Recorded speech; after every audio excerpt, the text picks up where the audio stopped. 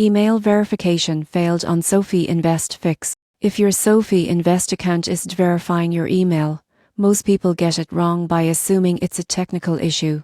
The surprising truth is that the problem is often caused by email filters, typos, or outdated account information. Fortunately, fixing it is straightforward if you follow these steps. Step 1. Check all email folders, including spam, junk, and promotions. SoFi verification emails are sometimes redirected automatically, so make sure to look everywhere. Step 2. Confirm the email address in your SoFi account is correct. Even a small typo can prevent verification. If necessary, update your email and request a new verification link. Step 3. Add no reply come to your contacts or save sender list to avoid future filtering issues. Step 4. Request a new verification email directly from the SoFi app or website. Don't request multiple emails in quick succession, as this may temporarily block the process. Finally, once verified, consider enabling two-factor authentication. This provides additional account security and ensures you receive all important notifications.